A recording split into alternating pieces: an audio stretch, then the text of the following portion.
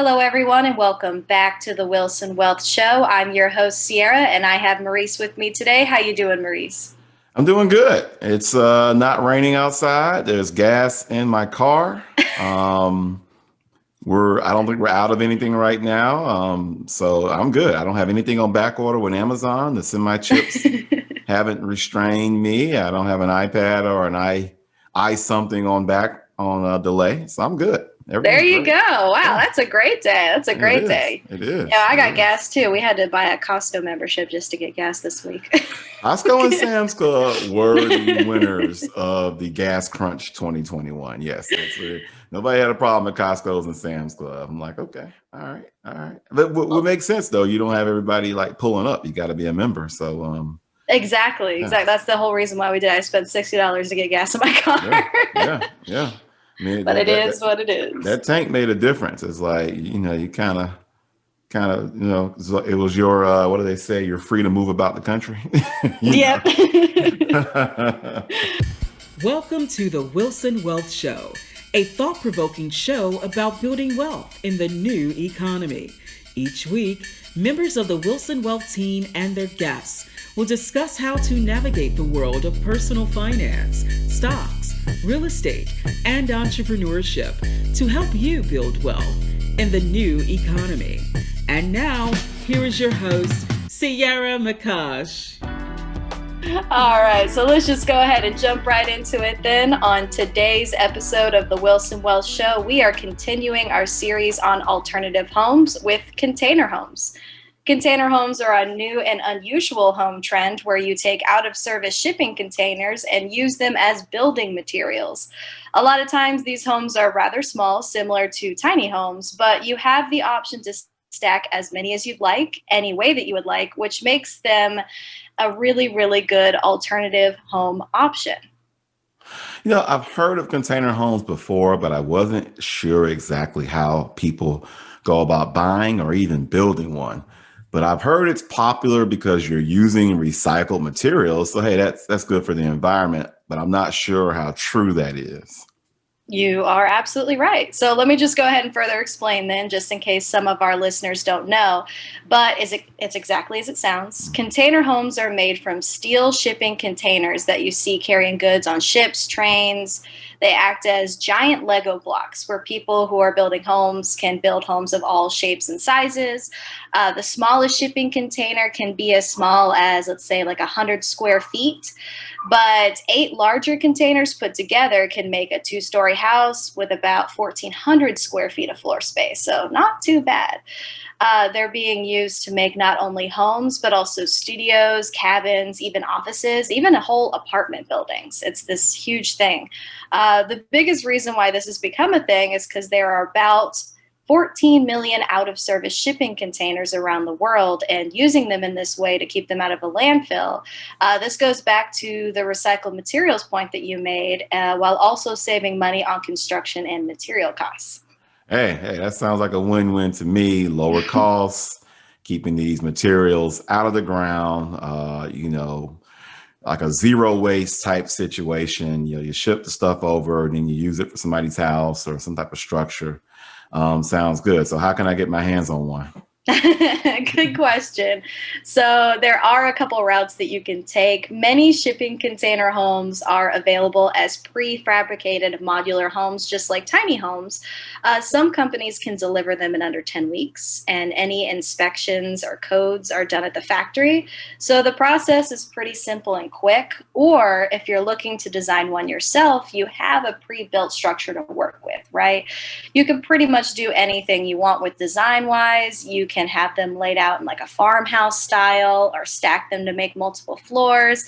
And it doesn't even have to be boxy. I've seen a lot of cool designs with big windows with like a more modern style.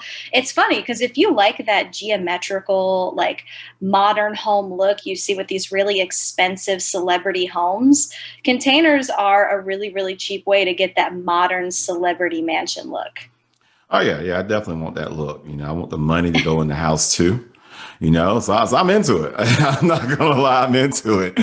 Now, Yeah. I'll say though, the engineer in me knows design. I know systems. There's always some downside. Where's the downside in the container homes? You're right. There are some downsides. It's not perfect. So the container could have some structural issues. They're very strong at the corners, but the roof isn't so typically. Like, you'll need to build like another roof over it, especially if you live in an area with a lot of snow. Also, because the steel walls are essential to the strength of the structure, any windows, or doors, they're going to have extra reinforcement. So you have to think shipping containers are meant to like sit on a train and boats, so they're pretty narrow. So if you want it to function like a traditional home, you'll probably need more than one if you don't plan on living minimalistically. Also, people have said that if you're not like stacking them or putting multiple together, sometimes it can be hard to fit traditional furniture because it's so narrow. Yeah, I mean, with the furniture, I imagine there's a whole HGTV show in production for container home furniture, and a team Oh, going in definitely. and like, hey, let me flip your container home or something like that. Hey, as far as the roofing, what you're basically saying is it's a container roof. You need a roof for a home, so put a roof over it.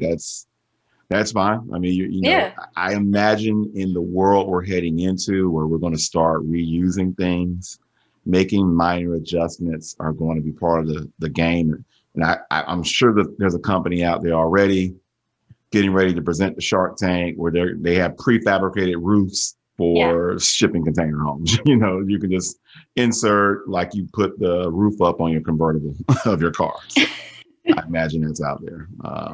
So yeah, that's not too bad. That's not too bad. It's not too bad. It's not. And honestly, like I don't mind having to put a roof on it because I wouldn't want my home to look too much like a shipping container. Mhm, I want mhm. it to kind of look a little bit more traditional, which reminds me, another downside is not every neighborhood or even state is going to want you to have a shipping container home. So it's important to do your research and make sure you check zoning regulations and building codes. This relies very heavily on your local government. So it's different in every state, every city. There are states that are considered container home friendly. So we've got Texas, California, Tennessee, Louisiana, Missouri, Oregon, and Alaska are a few of the most tolerant, where you will find like communities of container homes, a lot like the tiny homes. Yeah, definitely. Well, it would make sense. Texas, from what I've heard, doesn't have any like zoning or code laws, but I hope I didn't offend anybody from Texas, but that's what somebody told me. So it would make sense that Texas is open to it. California is always trying new stuff, Yeah. and Tennessee's got a lot of land that they can deal with this stuff. So I never considered that certain cities wouldn't want my container home or any alternative home, really. Hmm. So good to know. But one thing I want to know, and you haven't told the people, is what are the costs associated with container homes? Right, right. I'm wounding up to it. I'm wounding up to it. So, of course, if you have a smaller, more basic home, it'll run you about $10,000 to $35,000, depending on what you put in it. The larger homes with multiple containers and like the bigger amenities can range between $100,000 to $175,000. In some cases, a shipping container can cost half as much per square foot than a traditional home. So you can get really, really creative with the design. Okay, okay. That's not bad at all. I feel like, unlike tiny homes, this can be for people of all socioeconomic classes. You can get a cheap starter home in your 20s, or if you're a bit older and more established, you can build the home of your dreams and go crazy with the design for half the price. Exactly. Exactly. My mom actually just has a friend who just built a 4-story container home. Mm. The entire bottom is just a showroom for his cars. So he built the bathroom out of his dreams out of container homes, and he did it like incredibly cheap, and it looks insane. Like it Okay. looks like a multi-million dollar home. It's crazy. I gotta get a picture of that. Gotta get a picture of that. I'll show you. Yeah, okay, definitely. Maybe we can, well, with his permission, maybe we can put it on the blog post. But I don't know. You talk with him definitely. Yeah, I'll talk to him. I'll talk to Yeah. him. Yeah. One thing I'm thinking about always when it comes to homes is just how does this fit in a client's financial plan? What are the benefits and whatnot? And what I find with homes is that people catch religion when it comes to real estate, and it's either the savior for everything or it's the devil, right? And so so with a home, I'm in an alternative home, a container home. I would just say make sure it fits what you're trying to do. Typically, people are on the move. So if it's a lot of upfront costs in terms of having to move to a certain state to have this home, maybe it's not the right fit for you at a certain point. But later in life, yes. If you are later in life, this is what you want to do. A good way to go is say, okay, price out the home that you want that's traditional, compare it to the container home. Know what you're overpaying or underpaying, basically, and then make the decision is for you. There's no all or nothing. Go with what works for you, but just know what the costs and the trade-offs are. And I think if you go that route and don't, throw everything you have at something like this, you're going to be fine from a financial planning standpoint. I love that. Good advice, Maurice. That's what we're here for. That's what we're here for. All right, so we'll go ahead and move on into the takeaways then. So we've got container homes are a good option for a cheap and unique home. We've got price ranges from $10,000 to $175,000, making it accessible to most socioeconomic groups. Make sure that your city or state allows container homes. Check and understand your zoning and building codes. And finally, do your own research and find out if this is a good option for you. It's different for everybody, Definitely. All right. Well, thank you all for listening. To find out more about us and the company, please visit us at www.wilsonwealth.com, on Instagram and Twitter @WilsonWealth, and on Facebook, www.facebook.com/WilsonWealth for more information about us and the company. We'll see you guys next week on The Wilson Wealth Show. Bye-bye now. Bye-bye. Thank you for listening to The Wilson Wealth Show, a thought-provoking show about building wealth in the new economy. Each week, members of the Wilson Wealth team and their guests will discuss how to navigate the world of stocks, real estate, and entrepreneurship to help you build wealth in the new economy. Please join us next time on the Wilson Wealth Show.